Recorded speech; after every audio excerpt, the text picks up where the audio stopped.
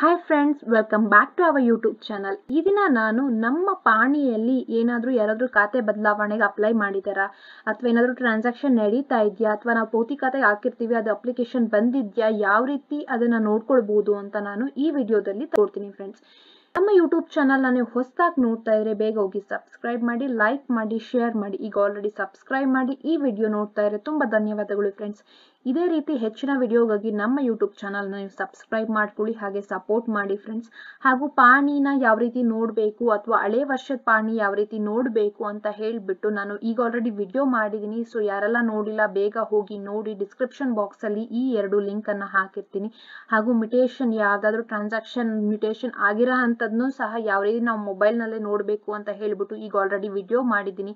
ಅದು ಯಾರೆಲ್ಲ miss ಮಾಡ್ಕೊಂಡಿದ್ರ so ನೀವು ಬೇಗ ಹೋಗಿ ಆ ವಿಡಿಯೋ ಸಹ ನೋಡಿ. ಅದನ್ನು ನಾನು ಡಿಸ್ಕ್ರಿಪ್ಷನ್ ಬಾಕ್ಸ್ ಅಲ್ಲಿ ಲಿಂಕ್ ಹಾಕಿರ್ತೀನಿ.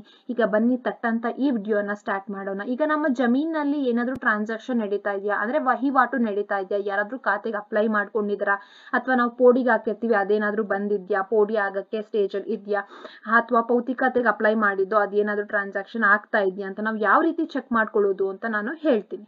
ಸೊ ನಾನು ಡಿಸ್ಕ್ರಿಪ್ಷನ್ ಬಾಕ್ಸ್ ಅಲ್ಲಿ ಈ ಒಂದು ಲಿಂಕ್ ಅನ್ನ ಕೊಟ್ಟಿರ್ತೀನಿ, ಅದನ್ನು ಕ್ಲಿಕ್ ಮಾಡ್ಕೊಳ್ಬೇಕಾಗತ್ತೆ. ನೀವು ಕ್ಲಿಕ್ ಮಾಡ್ಕೊಂಡಿದ ತಕ್ಷಣ ಈ ರೀತಿಯಾಗಿ ನಿಮಗೆ ಮ್ಯೂಟೇಷನ್ ಸ್ಟೇಟಸ್ ಅನ್ನೋದು ಒಂದು ವೆಬ್ ಪೇಜ್ ಓಪನ್ ಆಗುತ್ತೆ. ಸೊ ಇದರಲ್ಲಿ ನೀವು ಇಂಗ್ಲಿಷ್ ಅಥವಾ ಕನ್ನಡ 2 ಲ್ಯಾಂಗ್ವೇಜಸ್ ಅಲ್ಲಿ ಯಾವ್ದಾದ್ರು ಸೆಲೆಕ್ಟ್ ಮಾಡ್ಕೊಳ್ಬಹುದಾಗಿರುತ್ತೆ. ಸೊ ನಾನು ಕನ್ನಡ ಸೆಲೆಕ್ಟ್ ಮಾಡ್ಕೊಂತೀನಿ. ಇದರಲ್ಲಿ ನೋಡಿ ಭೂಮಿ ಆನ್ಲೈನ್ ಮ್ಯೂಟೇಷನ್ ಪ್ರತಿ. ಸೊ ಇದರಲ್ಲಿ ನೀವು ಮ್ಯೂಟೇಷನ್ ಯಾವ್ದಾವ್ದು ಅಂದ್ರೆ ಟ್ರಾನ್ಸಾಕ್ಷನ್ ನಡೀತಾ ಇದೆ, ಯಾವ್ದಾದ್ರು ಒಂದು ಸರ್ವೆ ನಂಬರ್ಗೆ ಯಾವ್ದಾದ್ರು ವಹಿವಾಟು ನಡೀತಾ ಇದೆಯಾ ಅಂತ ಹೇಳ್ಬಿಟ್ಟು ನೀವು ನೋಡ್ಕೊಳ್ಬಹುದಾಗಿರುತ್ತೆ. ಸೊ ನಿಮ್ಮ ಜಿಲ್ಲೆನ ನೀವು ಸೆಲೆಕ್ಟ್ ಮಾಡ್ಕೊಳ್ಳಿ ಫಸ್ಟ್. ಅದಾದ್ಮೇಲೆ ನಿಮ್ಮ ತಾಲೂಕ್ನ ಸೆಲೆಕ್ಟ್ ಮಾಡ್ಕೊಳ್ಳಿ. ಅದಾದ್ಮೇಲೆ ನಿಮ್ಮ ಹೋಬಳಿನ ಸೆಲೆಕ್ಟ್ ಮಾಡ್ಕೊಳ್ಳಿ ಫ್ರೆಂಡ್ಸ್. ನಿಮ್ ಹೋಬಳಿ ಸೆಲೆಕ್ಟ್ ಮಾಡ್ಕೊಂಡ್ಮೇಲೆ ನಿಮ್ಮ ಗ್ರಾಮನ ಆಯ್ಕೆ ಮಾಡ್ಕೊಳ್ಳಿ. ಆಯ್ಕೆ ಮಾಡ್ಕೊಂಡ್ಮೇಲೆ ಇಲ್ಲಿ ನೋಡಿ ನಿಮ್ಮ ಸರ್ವೆ ನಂಬರ್ನ ಹಾಕೊಳ್ಳಿ. ಈಗ ನಾನು ಸಪೋಸ್ ಎಕ್ಸಾಂಪಲ್ ನಾನು ಸರ್ವೆ ನಂಬರ್ 2 ಅಂತ ಹಾಕೋತೀನಿ. ಹಾಗೂ ಇದ್ರಲ್ಲಿ ಪೋಡ್ ಆಗಿರ್ತೈತಲ್ಲ, ಸೊ ಅದನ್ನ ನೀವು ಸೆಲೆಕ್ಟ್ ಮಾಡ್ಕೊಳ್ಬೇಕಾಗತ್ತೆ. ಹಿಸ್ಸಾ ನಂಬರ್ನ ನೀವು ಸೆಲೆಕ್ಟ್ ಮಾಡ್ಕೊಳ್ಬೇಕಾಗತ್ತೆ. ಸೊ ಸೆಲೆಕ್ಟ್ ಮಾಡ್ಕೊಂಡಾದ್ಮೇಲೆ ವಿವರಗಳನ್ನು ಕರೆತರಿ ಅಂತ ಇದೆಯಲ್ಲ, ಸೊ ಅದ್ರ ಮೇಲೆ ಕ್ಲಿಕ್ ಮಾಡ್ಕೊಳ್ಳಿ.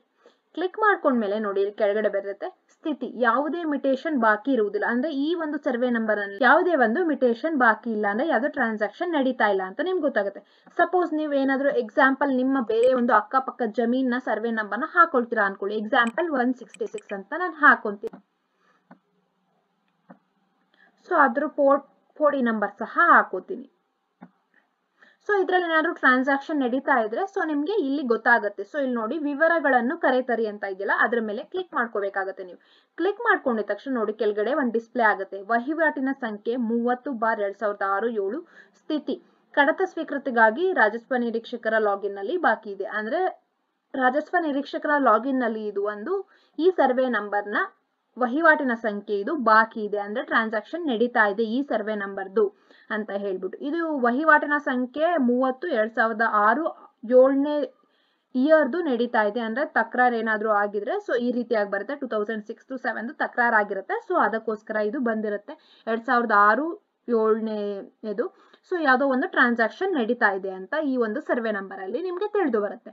ಸೊ ಈ ರೀತಿಯಾಗಿ ನಿಮ್ಮ ಜಮೀನಿನ ಮ್ಯೂಟೇಷನ್ ಪ್ರತಿಯನ್ನ